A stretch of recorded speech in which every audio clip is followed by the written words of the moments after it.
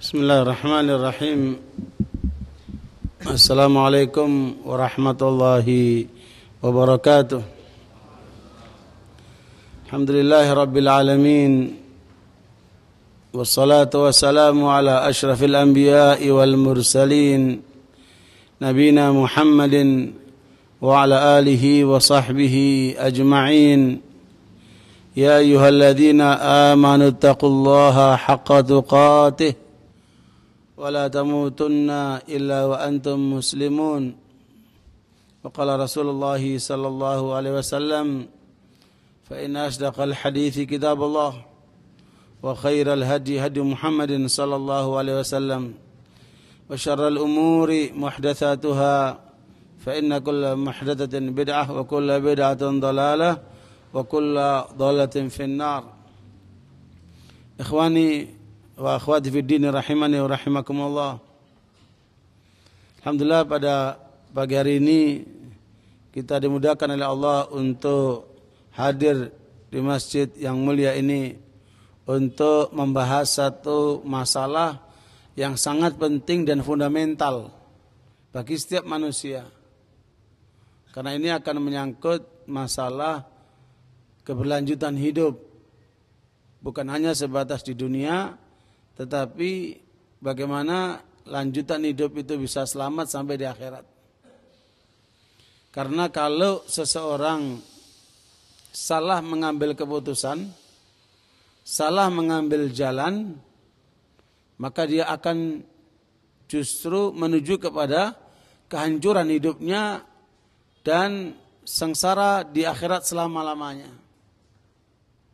Karena itu ikhwani barakallahu fikum, kalau kita perhatikan dari sejumlah ayat Al-Quran, dari penjelasan Rasulullah SAW, memang sepertinya manusia ini sekarang menuju kepada dua arah saja. Ya? Fariqun fil jannah wa fariqun fis sa'ir. Innal abrara lafi na'im wa innal fujara lafi jahim. Bahwa manusia ini sedang menuju ke dua arah. Satu arah yang akan memenuhi, sebagian akan masuk surga, sebagian menuju neraka. Itu nanti di akhirat. Orang-orang yang baik akan di surga dan orang-orang yang buruk akan di neraka. Itulah etapa perjalanan terakhir umat manusia. Tetapi di dalam perjalanan manusia itu mereka akan menempuh dua jalan. Allah menyebutkan fa'amma man tagha wa athara al-hayata ad-dunya fa innal jahima hiyal ma'wa wa amma man khafa maqama rabbih wa nahaa an-nafsa 'anil hawa fa innal jannata hiyal ma'wa. Bahwa barang siapa yang kemudian melampaui batas dan menjadikan dunia tujuan hidupnya, maka neraka jahim tempatnya orang tersebut nanti di akhirat kelak. Dan barang siapa yang kemudian mempunyai rasa takut kepada Allah dan menahan hawa nafsunya, maka orang tersebut akan menuju kepada jannatul ma'wa. Nah, untuk menuju kepada dua jalan ini, saya sekalian, Rasulullah pun telah menjelaskan dalam riwayat Muslim, kullu nasi ghadin fabai'un nafsahu famubiquha au mu'tiquha. Setiap orang sekarang sedang berjalan untuk membebaskan dirinya. Apakah orang itu akan menghancurkannya ataukah kemudian dia menyelamatkannya? Artinya hanya ada dua jalan. Jalan kehancuran dan jalan keselamatan. Jalan kehancuran menuju apa yang dijanjikan oleh iblis, laknatullah alaih. Dan jalan menuju Allah adalah jalan keselamatan. Yang akan dijanjikan oleh Allah, manusia hidup di dunia dengan selamat dan manusia akan diselamatkan juga di akhirat kelak. Kita akan lihat dua jalan ini, bagaimana menurut ketentuan Allah dan bagaimana kemudian dijalankan oleh Rasulullah dan kita lihat bagaimana realitas umat manusia. Ya, karena kalau kemudian kita tidak tahu jalan menuju keselamatan itu, itulah yang menyebabkan manusia menjadi rusak. Nah, timbulnya adalah berbagai macam penyimpangan yang ada dalam kehidupan umat manusia. Karena itu ikhwani barakallahu fikum, Allah menyebutkan tentang jaminan keselamatan bagi orang mengikuti jalan Allah SWT. Di dalam surat An-Nahl ayat 97 Allah menyatakan, A'udzubillahi minasyaitonir rajim. Man 'amila salihan min dzakarin aw untha wa huwa mu'minun falanuhyiyannahu hayatan thayyibah wa lanajziyannahum ajrahum bi ahsani ma kanu ya'malun. Kata Allah dalam ayat ini, barang siapa yang beramal saleh. Berarti kan sesuatu amal tidak dikatakan amal saleh kalau tidak mencontoh Rasulullah sallallahu alaihi wasallam, mengikuti ajaran Rasulullah sallallahu alaihi wasallam. Makanya barang siapa yang ingin selamat, maka dia harus mengikuti ajaran Rasulullah sallallahu alaihi wasallam. Barang siapa yang beramal saleh, laki maupun perempuan. Perhatikan dalam ayat ini tidak dibedakan antara laki dan perempuan karena keduanya merupakan hamba Allah SWT. Bukan permasalahan pada pribadi orang itu atau asal-usul orang itu atau identitas orang itu atau kemudian bentuk orang itu, enggak sama sekali. Tetapi yang ditetapkan adalah amalnya. Ya, makanya Rasul mengatakan man abta'a amaluhu lam yusri' nasabuh. Kalau orang amalnya terlambat, keturunannya enggak akan dapat menjadikan dia cepat. Sehingga karenanya laki perempuan di hadapan Allah sama. Yang tergantung adalah amalnya orang itu. Maka barang siapa yang beramal saleh, laki maupun perempuan, wa huwa mu'minun, dasarnya adalah iman.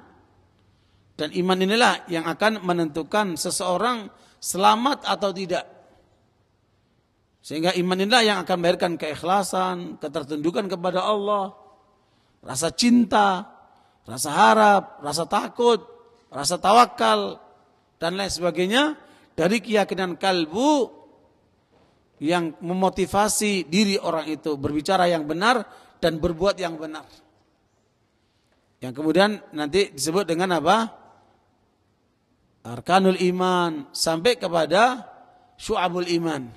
Jadi mulai daripada arkanul iman, poin-poin pokok keimanan, sampai kepada cabang-cabang keimanan. Semua itu akan ditentukan daripada kualitas iman seseorang. Jadi seseorang apabila dasarnya imannya benar, kemudian melahirkan amal saleh, maka Allah SWT menyebutkan falanuhyiyannahu hayatan thayyibah. Orang seperti ini pasti kami akan berikan kehidupan yang bahagia, kehidupan yang baik. Ibnu Abbas menjelaskan ayat ini ay fid dunya. Orang itu akan diberikan kebahagiaan, kesuksesan, kemenangan, keberhasilan, ketenangan hidup di dalam kehidupan dunianya sebelum di akhiratnya. Falanuhyiyannahu hayatan thayyibah. Kami akan berikan dia kehidupan yang baik. Ai fid dunya, di dunia. Makanya orang yang mencapai tingkatan ini, dia akan merasakan betapa nikmatnya hidup ini, saudara sekalian, karena landasan tadi apa? Iman dan amal saleh. Yang kemudian melahirkan apa? Kebahagiaan yang hakiki, bukan kebahagiaan yang semu seperti yang dikejar oleh orang-orang itu. Ibarat seperti mengejar fata morgana. Ya, dan itu nanti akan kita lihat realitas kehidupan manusia. Ini prinsip dasarnya dulu. Bahwa kemudian kita harus sadar bahwa hidup ini kalau tidak dilandasi oleh keimanan yang benar, yang melahirkan amal saleh, maka orang itu berarti tidak memenuhi syarat dan kriteria yang ditetapkan oleh Allah SWT. Tetapi bila mana orang itu memenuhi kriteria keimanan yang benar, melahirkan amal yang saleh, maka jaminan dari Allah pasti orang itu hidupnya baik di dunia ini. Ya, bentuknya kayak apa nanti bisa kita rinci lebih dalam, karena di antara tanda seseorang itu imannya bagus ditetapkan oleh Al-Quran dan Sunnah cukup panjang, tetapi Rasulullah SAW meringkaskan di antara tanda orang yang imannya bagus itu, sebagaimana dalam Musnad Imam Ahmad, Rasul menyebutkan idza saratka hasanatuk wa sa'atka sayiatuk fa anta mu'min. Bila kamu merasa senang dengan kebaikan, kamu berbuat kebaikan, kamu senang. Kamu ngaji, kamu senang. Kamu berbakti kepada orang tuamu, kamu merasa senang. Kamu mengurus anakmu, kamu merasa senang. Kamu bekerja mencari halal, kamu senang. Kamu membantu orang, kamu senang. Semua kebaikan yang kita lakukan melahirkan satu kesenangan dalam diri kita. Ini tanda pertama orang mukmin, kata Nabi SAW. Maka orang mukmin itu adalah orang yang suka mencintai kebaikan. Apapun bentuk kebaikan itu. Baik itu dalam bentuk keyakinan, ucapan maupun perbuatan. Kemudian saudara sekalian, secara rohani, secara kalbu, kita bisa merasakan itu. Kita merasa senang kalau kita berbuat baik. Coba rasakan ketika kita selesai melaksanakan ibadah Ramadan, rasanya senang sekali. Ketika kita selesai melaksanakan i'tikaf, rasa hati senang sekali. Ketika kita bisa membantu orang, rasa hati senang sekali. Begitu seterusnya. Kebaikan-kebaikan itu melahirkan kesenangan. Bahkan efek positifnya, kata Ibnu Abbas, lebih jauh daripada kesenangan itu adalah al-hasanatu nurun fil qalbi wa dhiya'un fil wajhi wa quwwatun fil badani wa muhabbatun indal khalqi.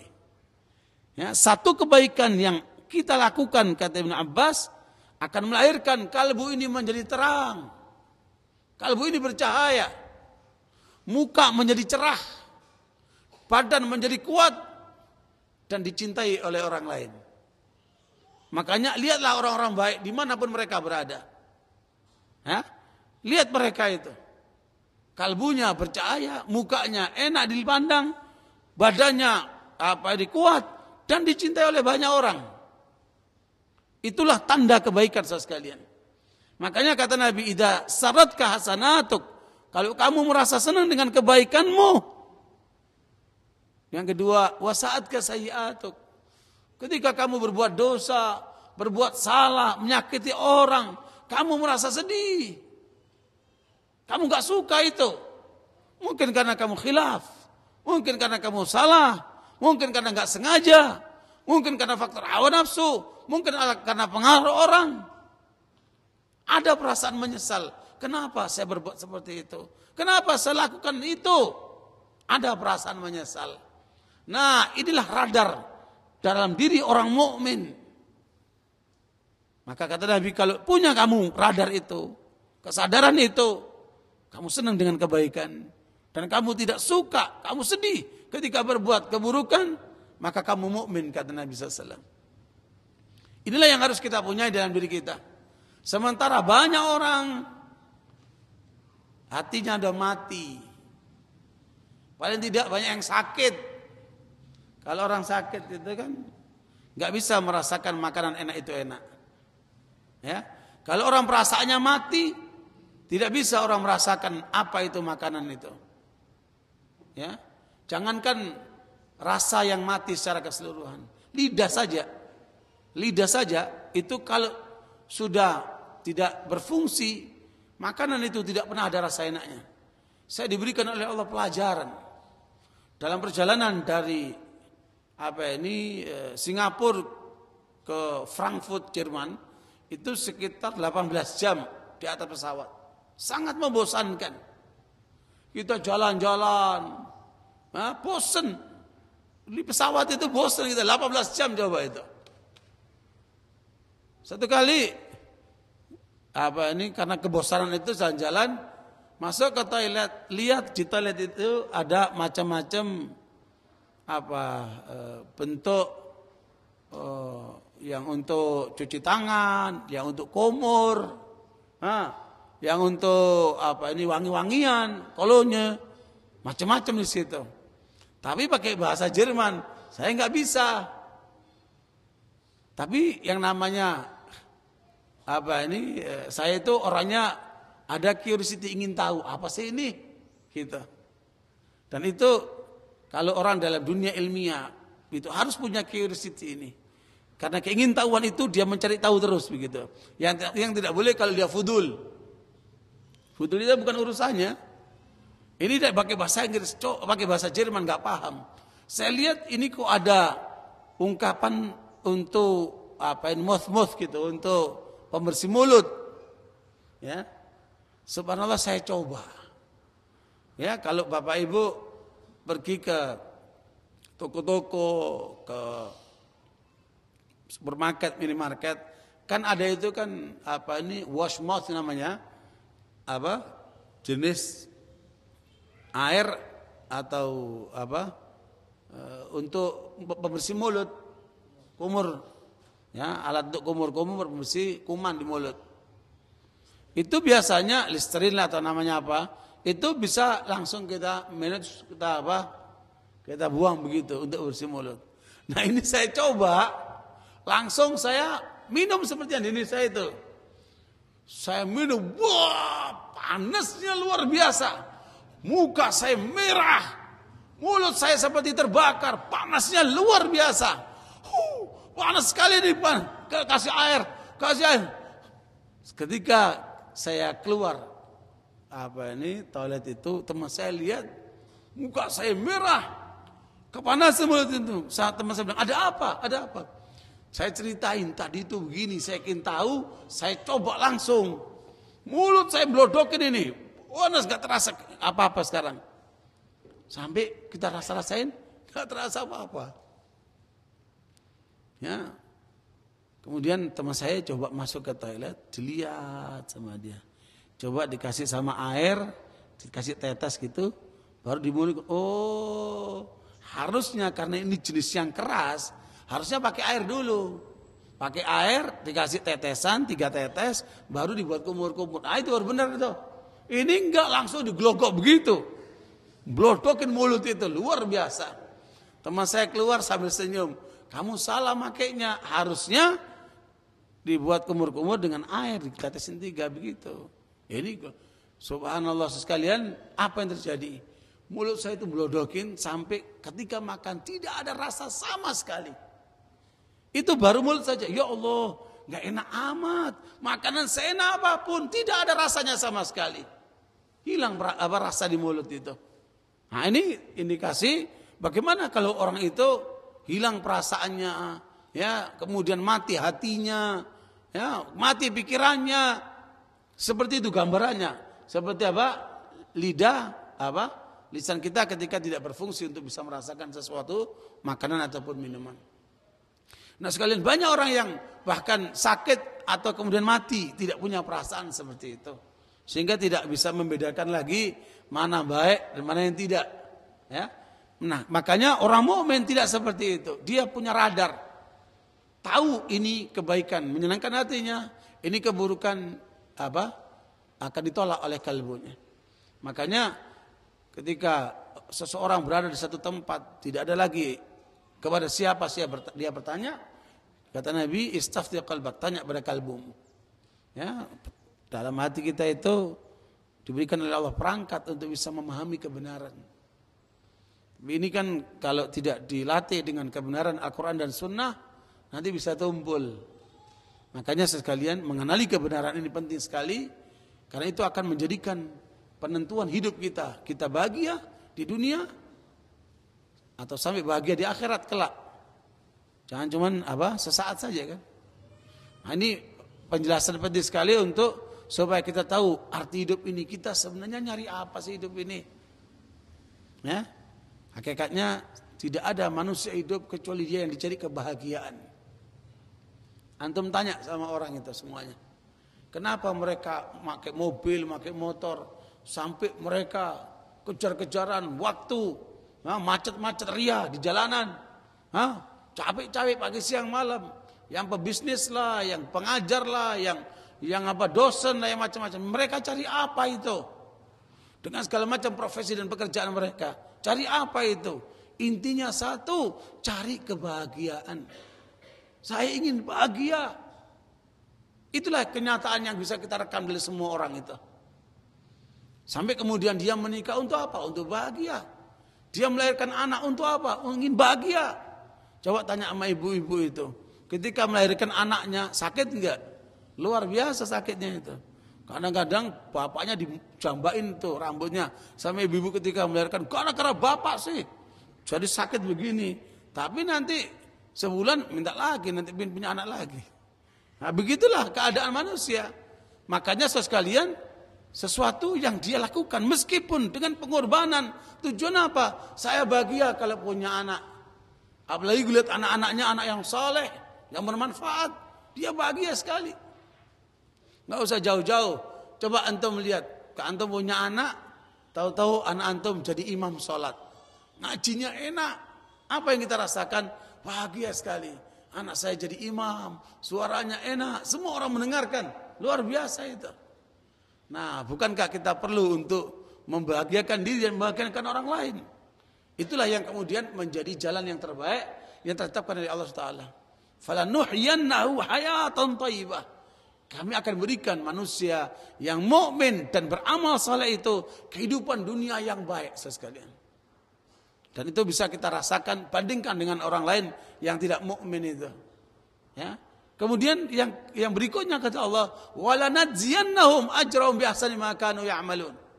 Dan kami akan berikan balasan kepada mereka yang beriman dan beramal saleh itu apa? Balasan pahala yang lebih daripada itu nanti di akhirat kelak, fil akhirah.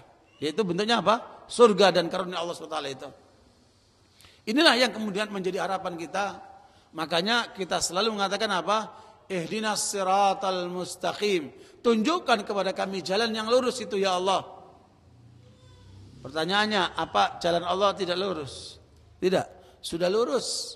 Karena Allah menetapkan dalam surat Al-An'am ayat 193, wa anna hadza sirati mustaqiman fattabi'uhu wa la tattabi'us subula fatafarraqa bikum an sabilihi dzalikum wassaqum bihi la'allakum tattaqun.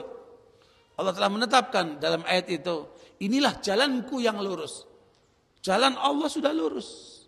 Makanya ada seorang bule menulis buku yang namanya Kenneth W. Morgan. Kenneth W. Morgan ini menulis buku Islam Jalan Lurus.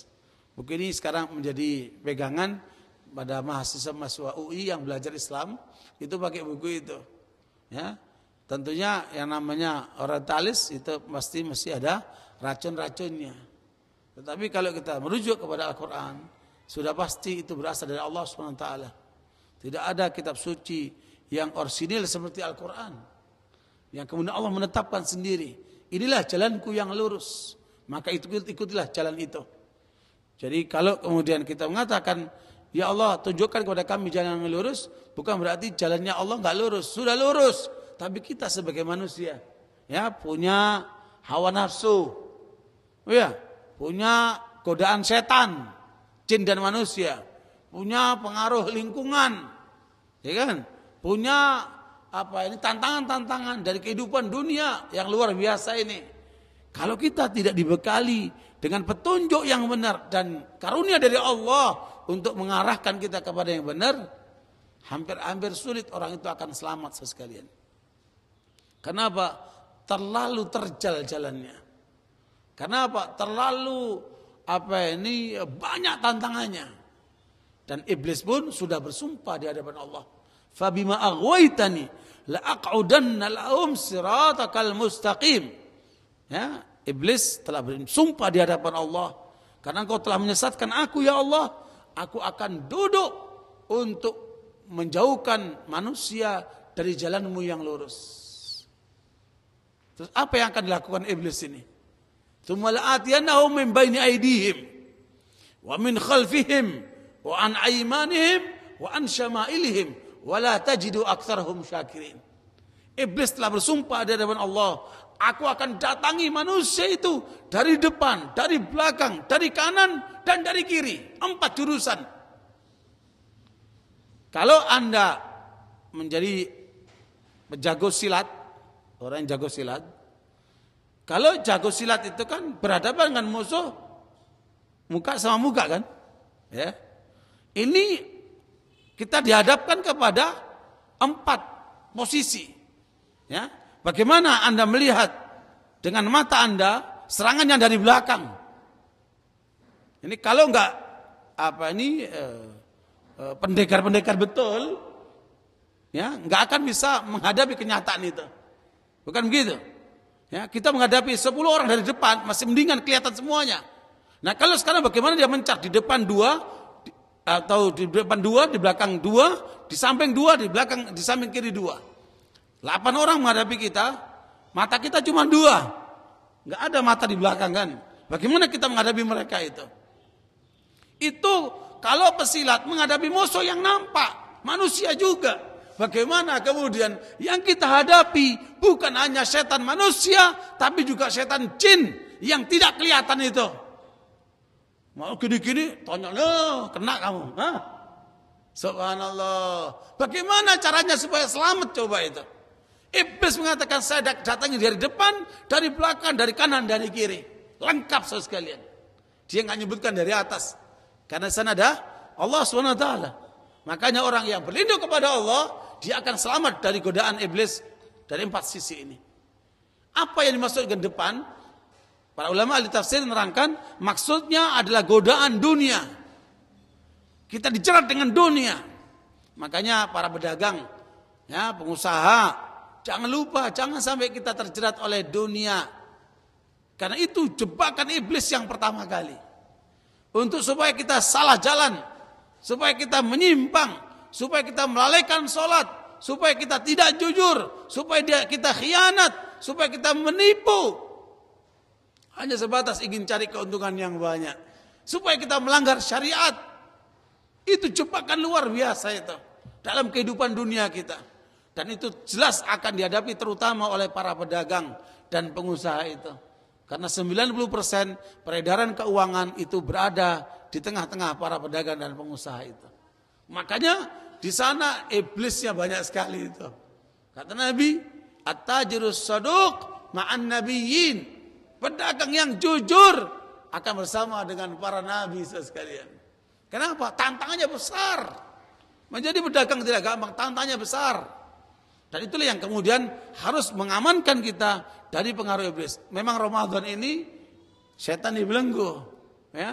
Yang ada hanya hawa nafsu. Hawa nafsu kita tekan dengan puasa. Harusnya kita nggak menipu orang, kita tidak mengganggu orang, tidak merugikan orang. Tapi kadang-kadang itulah manusia, ya. Hawa nafsunya kadang-kadang masih muncul. Nah, ini gerakan iblis, laknatullah alaih, dia menggoda orang, menjerumuskan orang dari arah depan. Yang kemudian kalau dia selamat dari arah depannya itu, agamanya masih bagus, maka apa yang dia lakukan? Dia lupakan tentang akhiratnya. Belakang ini apa? Akhirat. Ya, udahlah sibukkan. Kamu benerlah, yang benerlah dagangnya, biar untungnya banyak, biar kamu jadi kaya segala macam, tapi dilalaikan sama tanggung jawab akhiratnya. Ya, pendidikan istrinya nggak diperhatikan, pendidikan anaknya nggak diperhatikan.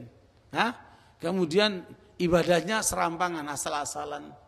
Akhiratnya dirusak sama setan ini. Na'udzubillah min dzalik. Kalau sampai itu terjadi, berarti dia terjerumus ke dalam jalan yang tidak benar. Nah, inilah yang banyak menipu manusia sekalian. Yang harus kita waspadai, godaan dunia dan melalaikan dari apa? Akhirat. Kemudian dari kanannya ini apa kanan ini? Yaitu kebaikan-kebaikan. Ya, setan iblis akan memalingkan manusia yang jalan yang benar itu supaya tidak terlibat dengan kebaikan. Coba antum melihat, kalau pengajian yang datang segini nih, saya yakin kalau nanti malam dibikin goyang dombret di situ, ya, jalanan itu atau apa, iya, jazz atau apalah namanya, coba lihat nanti berapa banyak yang datang itu, ya, ibu-ibu, anak-anak, remaja, kakek-kakek, nenek-nenek datang semua coba itu. Adalah kakek nenek itu sudah mau dekat kuburan, tapi yang kayak gitu-gitu mau datang dia. Tapi kalau untuk yang benar, malas dia datang. Bapak Ibu sekalian, inilah godaan iblis. Ya, menjauhkan kita dari kebaikan-kebaikan. Kemarin ada orang kaya raya betul. Rumahnya itu istana besar. Dia ngeluh sama saya. Kenapa ya Pak Ustadz? Kalau minta bantuan sama orang-orang kaya itu kok sulit keluar duitnya. Ya. Nah, kalau yang kaya aja sulit keluar duitnya, yang miskin bagaimana? Atau sedang bagaimana itu? Ya. Saya jawab, memang harus ada trik tertentu ngadepin orang kaya itu. Kalau cuma minta-minta ngasihnya dikit. Kadang-kadang nggak ngasih. Nah, caranya bagaimana? Kita bikin usaha sama mereka. 20% untuk dukung dakwah, begitu. Bikin usaha 20% untuk dukung dakwah. Ya. Karena mereka itu tertarik kalau ada keuntungan. Kalau nggak ada keuntungan nggak tertarik mereka. Makanya Basnas Nasional melaporkan potensi zakat umat Islam Indonesia itu mencapai 217 triliun. Tetapi yang baru bisa dikumpulkan oleh Basnas cuma 1,5 triliun.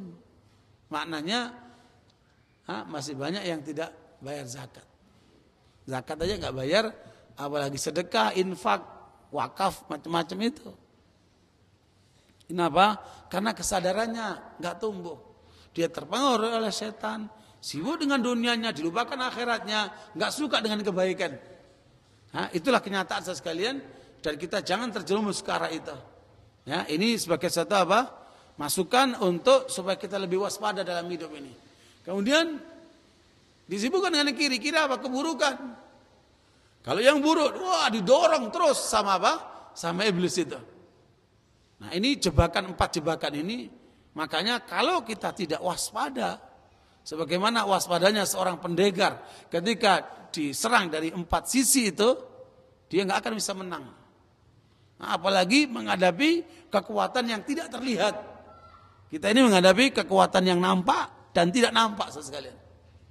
Makanya kalau tidak betul-betul bersungguh-sungguh waspada, sadar, maka niscaya akan sulit untuk selamat dia. Makanya kalau ngaji jangan ngantuan. Kalau belajar jangan terus malas-malesan. Harus betul-betul waspada, sungguh-sungguh. Untuk kemudian itu menjadi alat dia untuk menangkal pengaruh setan, pengaruh iblis. Dan dia tetap berjalan menuju ke arah Allah SWT. Nah sekalian, indikasi orang-orang yang mendapat kebahagiaan itu apa? Ya, selain tadi dia merasa senang dalam hatinya kalau berbuat baik, dia juga merasa sedih kalau berbuat keburukan. Ada rada dalam dirinya secara zahir, ya, bahwa orang yang dunianya itu dalam kebahagiaan. Maka apabila dia mendapatkan karunia istri yang salihah, ini karunia besar dari Allah SWT. Ya, kalau kita mendapat istri yang salihah, atau juga istri mendapatkan suami yang saleh, pasangan yang ideal, yang saling mendukung untuk mengarah ke arah Allah, itu satu kenikmatan yang luar biasa. Makanya kalau sampai ada seseorang, biar hartanya sebanyak apapun, tapi ketika mendapatkan istri yang tidak salihah, atau sebaliknya wanita yang banyak kekayaannya mendapatkan suami yang tidak saleh, maka hidupnya akan penuh dengan kesengsaraan. Dan itu bisa kita lihat dalam kenyataan hidup manusia. Makanya di antara indikasi orang bahagia dalam diri orang mukmin itu bila mendapatkan istri yang salihah. Ini satu indikasi. Ya, dari yang nampak ya. Kalau enggak nampak tadi kan dalam radar kalbu kita. Yang nampak dia diberikan oleh Allah istri yang salihah. Kenapa? Istrinya dibimbing, diarahkan, dibina, dikasih contoh. Bukan dibiarkan begitu saja. Nah, ini penting sekali itu. Kemudian yang kedua anak-anaknya saleh. Ya, mereka taat kepada Allah, nurut sama orang tuanya, jalan hidupnya benar. Kenapa? Karena orang tuanya selalu mengarahkan anak-anaknya. Ya, ibunya mendidik dengan benar, orang tuanya mengarahkan dengan benar, maka jalan hidupnya akan bagus. Makanya lihat berapa banyak orang yang sengsara diakibatkan oleh anaknya yang terkena narkoba, oleh anaknya yang nggak benar jalannya, oleh anaknya yang menentang orang tuanya. Mana ada orang tua yang senang ketika melihat anaknya bejat? Mana ada itu? Hah? Sama juga seburuk-buruk laki, dia nggak akan cari perempuan sembarangan, benar nggak?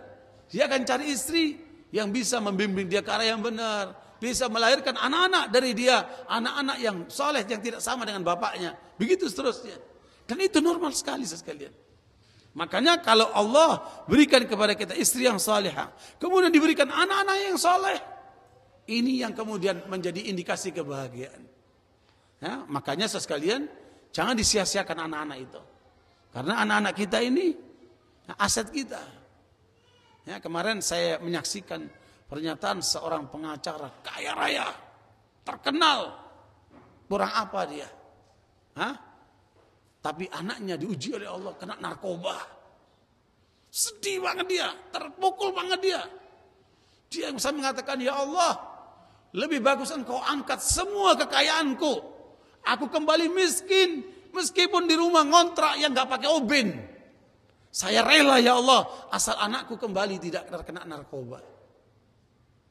Kalau seperti ini, subhanallah, kita banyak rumah ngontrak, ya, masih sederhana, tapi anak-anak kita benar, bahagia kita sekalian. Lihat orang ini, mobilnya mewah, penghasilannya begitu banyak, tetapi ketika anaknya terkena narkoba, dia merasa sedih betul, sampai kemudian dia sudah putus asa dengan anaknya. Anaknya dicemplungkan di air, keluarkan lagi supaya sadar.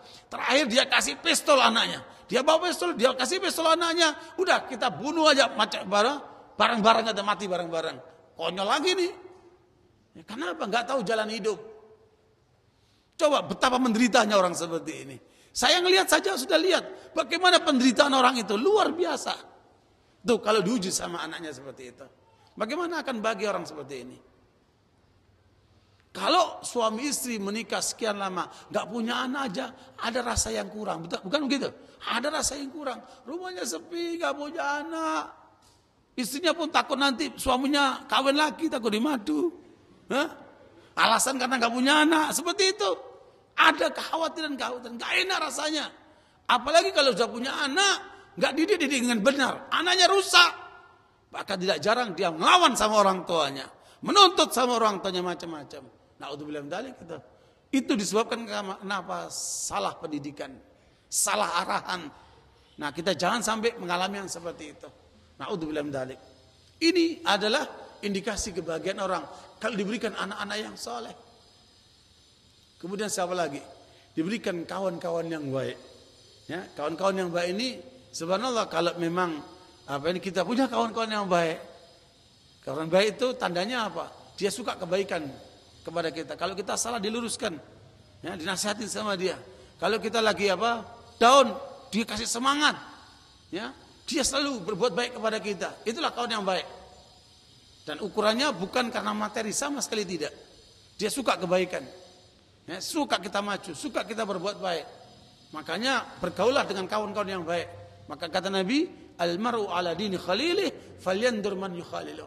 Seorang sangat tergantung dengan apa? Dengan kawannya. Maka hendaknya dia melihat dengan siapa dia bergaul, ya, berkawan. Nah, ini yang hal yang ketiga.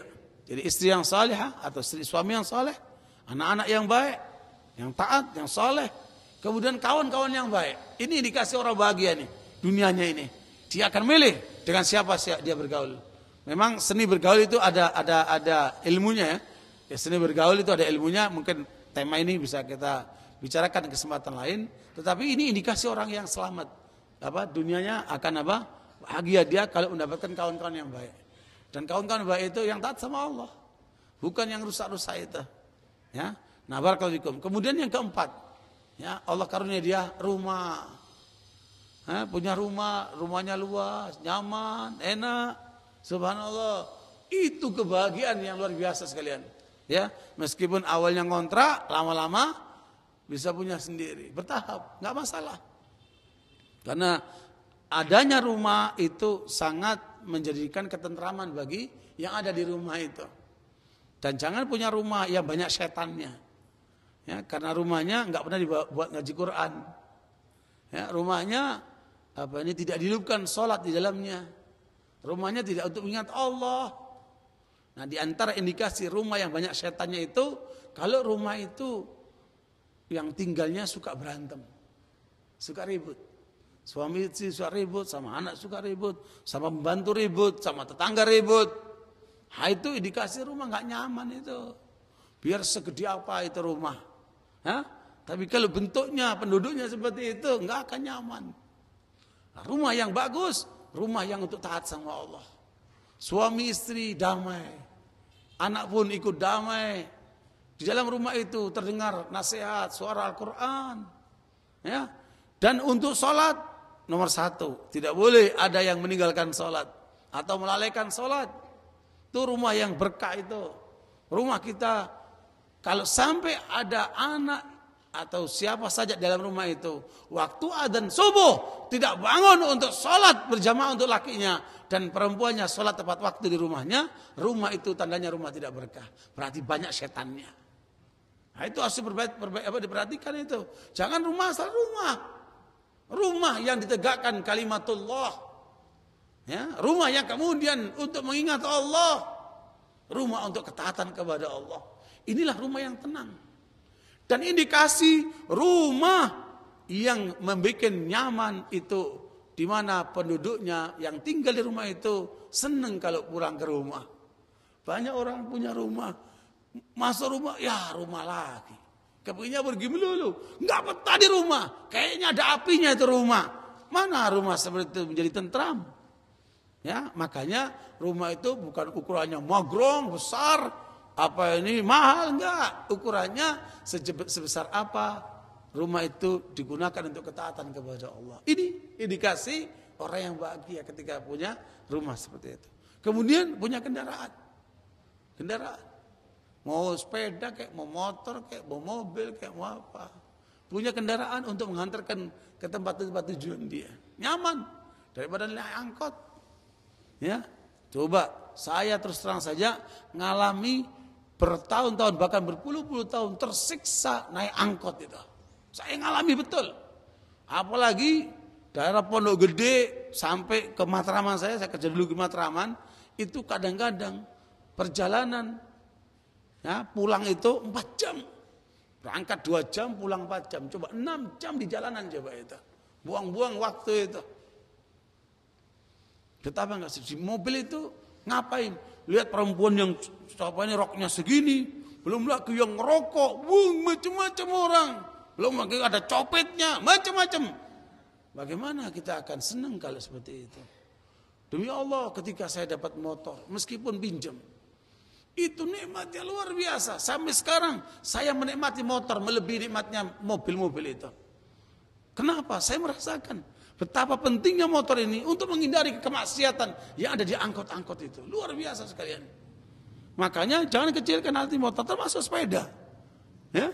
Selama di sana tidak menyangkut kemaksiatan, itu nikmat yang luar biasa. Itulah yang harus kita syukuri. Ikhwani barakallahu fikum, makanya ini hanya fasilitas hidup. Kita pun merasakan nikmatnya itu. Luar biasa itu pengaruh fasilitas seperti itu.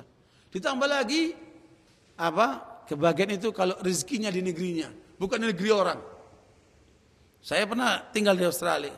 Saya lihat bagaimana para perantau itu, yang namanya perantau. Meskipun di sana gajinya gede, duitnya banyak, tahu nggak pengeluaran mereka yang paling banyak apa?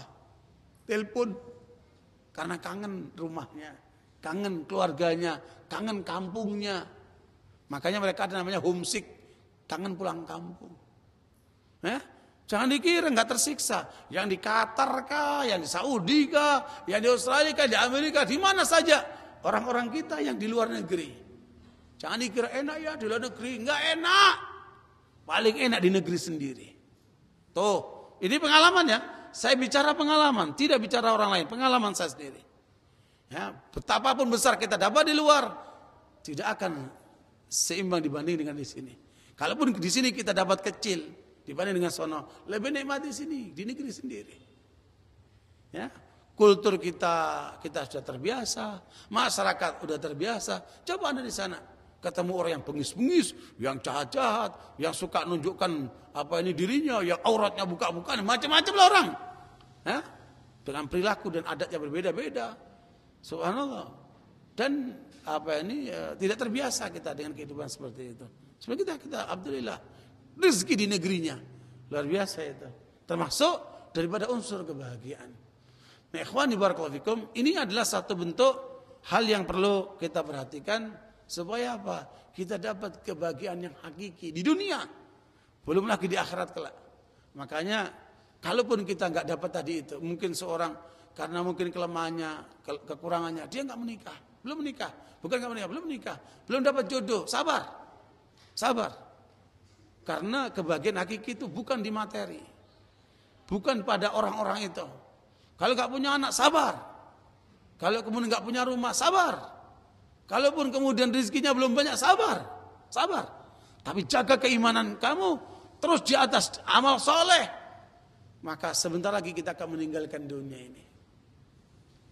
Kata Rasulullah, bagi orang berpuasa, Allah menyiapkan surga yang setiap hari dihiasi. Ya. Kemudian Allah mengatakan kepada surga itu, yushiku ibadiyas salihun an yulqu anhumul maunata wal adha wa yusayyaru ilaiki. Sebentar lagi hamba-hambaku yang soleh itu akan melepaskan kepenatannya, capeknya. Ya, kita puasa, lapar, kadang-kadang perih, capek, ngantuan. Ya, terasa beda dengan orang yang makan seger kan?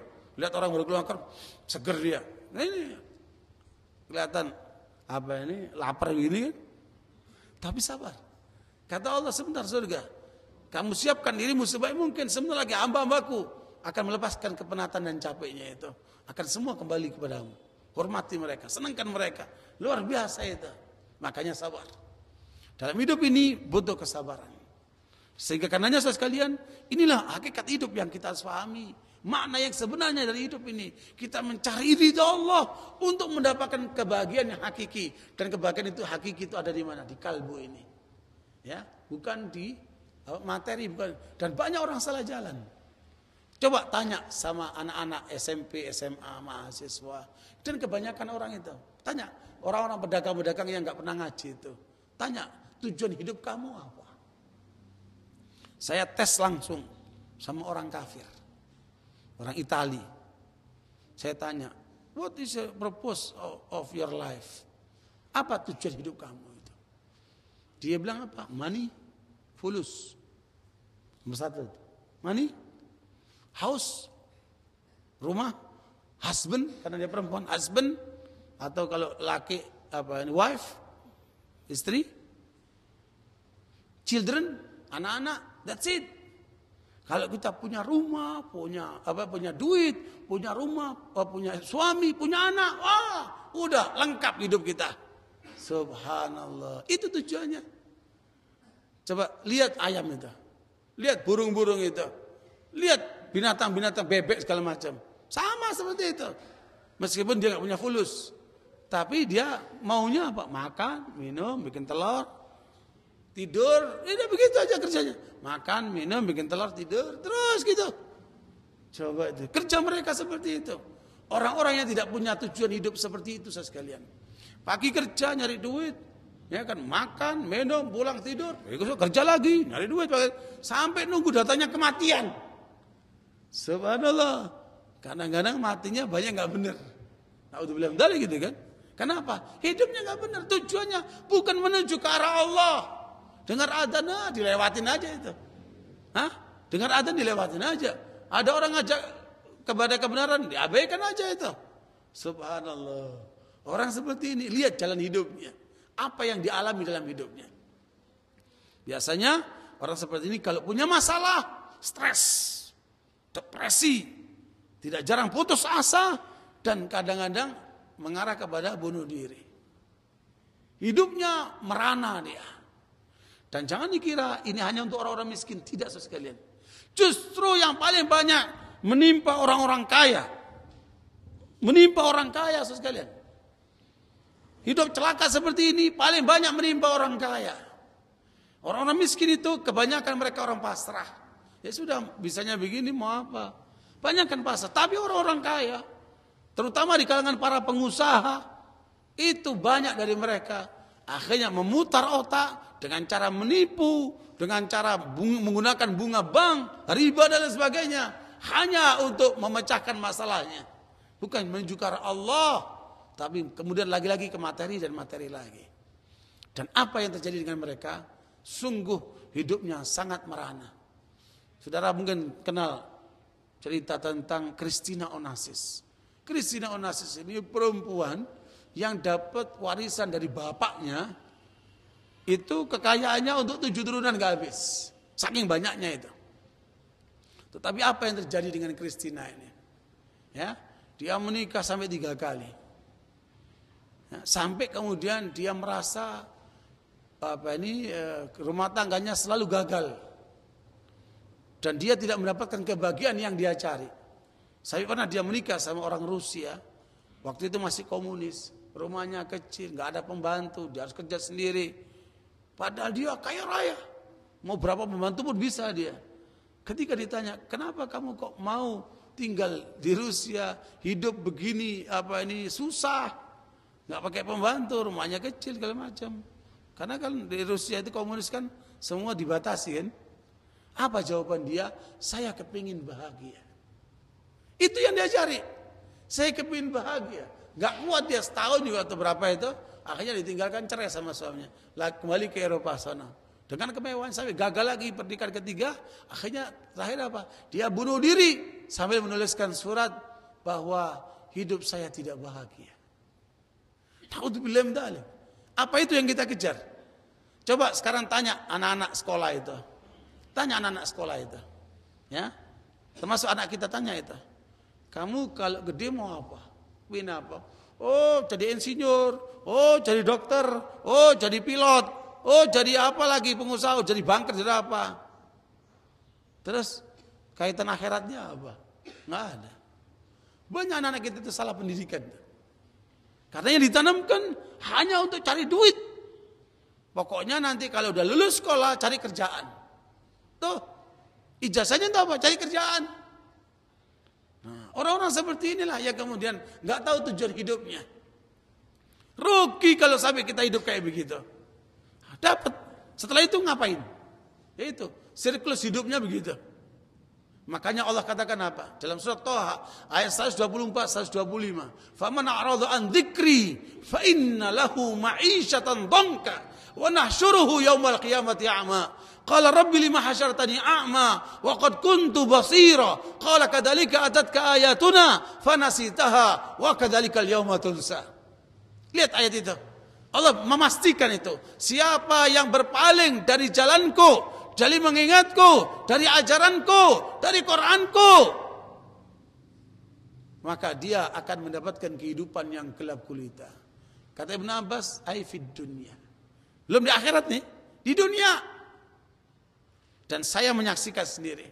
Karena saya pernah tinggal di Australia, saya lihat bagaimana kehidupan orang-orang kafir itu. Persis seperti firman Allah, afama yamshi mukibban ala wajhi ahda ama yamshi sawiyan ala siratal mustaqim. Coba kamu lihat, apakah orang yang jalannya terbalik, kakinya di atas, kepalanya di bawah. Lihat, kamu orang lihat jalan itu, kakinya di atas, kepalanya di bawah. Dengan orang yang jalannya normal, kakinya di bawah, kepalanya di atas. Coba kamu lihat, sama enggak? Sekarang kalau ada orang, kalau apa? Berarti udah mau habis waktunya. Kalau ada orang jalan, antum lihat kakinya di atas. Ini jalan nih. Loh, kok kakinya di atas? Kepalanya gelut.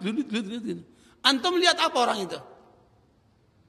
Antum lihat orang itu lagi jalan, kakinya di atas, kepalanya di bawah.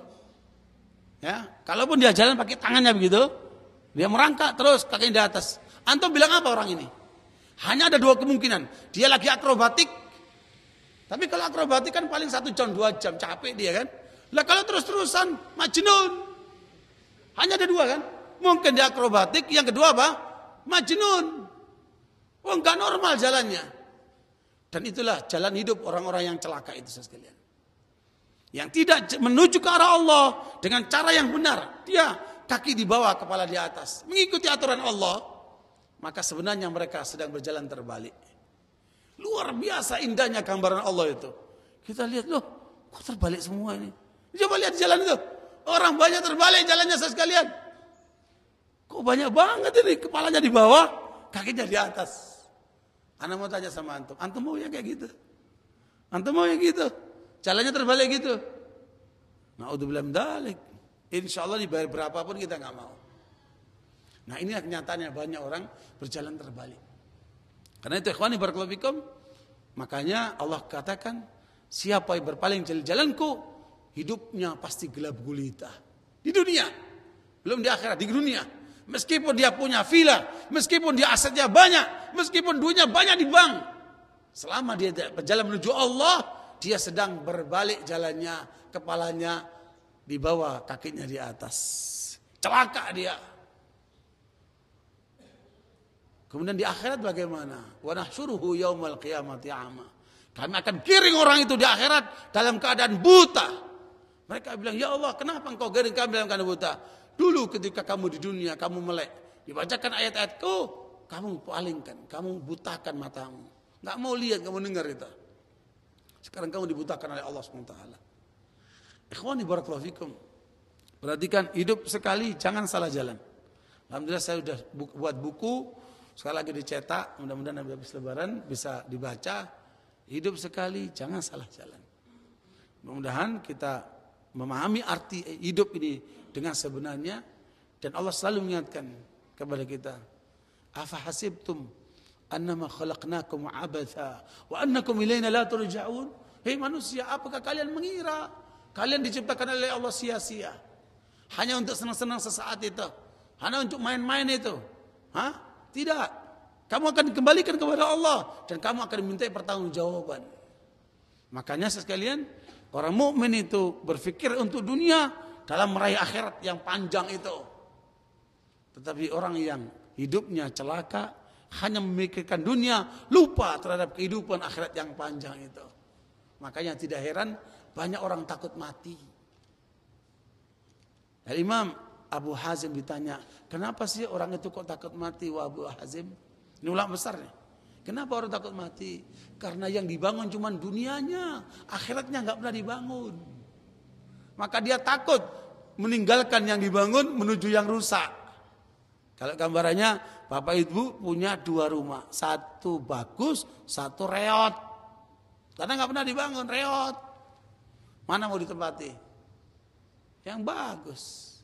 Itu dunianya dibangun terus, akhiratnya nggak pernah dibangun. Bagaimana dia mau pindah dari yang dibangun kepada yang rusak? Pantas itulah sebabnya kenapa banyak orang itu takut mati. Tapi kalau orang itu merasa dia bangun terus akhiratnya, sampai saatnya dia rindu kepada Allah, dia minta sama Allah, ya Allah matikan aku syahid ya Allah, ya Allah matikan aku syahid ya Allah. Abu Umamah Al-Bahili pun pernah mengatakan, ya Rasulullah, doakan aku mati syahid ya Rasulullah. Rasul mengatakan, Allahumma salimna wa ghanimna, sampai 3 kali, sampai kemudian tunjukkan kepadaku amalan ya Rasulullah, supaya aku pegangin. Kata Rasulullah, alaika bisawm fa innahu la mithla lahu.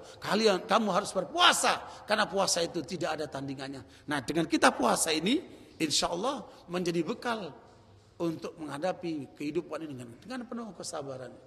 Sampai ketemu puasa berikutnya insya Allah. Jadi sebulan persiapan menahan untuk menghadapi apa? 11 bulan sampai ketemu puasa berikutnya. Ya, mudah-mudahan kita mengerti arti hidup yang sebenarnya. Mari kita berjalan menuju Allah. Janganlah kita berjalan menuju jalan-jalan yang menyimpang yang sangat banyak itu, yang sebenarnya itu adalah merupakan promosi dari gerakan iblis laknatullah alaih, sehingga kemudian harus kita waspadai untuk tidak terbawa kepada arus itu. Mudah-mudahan yang kita kaji bermanfaat buat kita sekalian, dan sekaligus kajian kita ini disiarkan langsung oleh televisi dan ini bisa diakses seluruh dunia. Nah, ini luar biasa dengan teknologi baru, telekonferensi. Alhamdulillah ini langsung meluas. Ya. Mudah-mudahan yang kita pelajari bermanfaat buat kita sekalian. Saya mohon maaf karena harus berlanjut dengan kegiatan berikutnya. Apa yang mudah-mudahan kita pelajari diberkahi oleh Allah Taala. Aqulu qouli hadza wa astaghfirullahi wa lakum wa sallallahu alaihi Muhammad. Subhanakallahumma bihamdika asyhadu an la ilaha illa anta astaghfiruka wa atubu ilaik. Selebihnya saya serahkan kepada Ustaz Asbur untuk melanjutkan kegiatannya. Wassalamualaikum warahmatullahi wabarakatuh.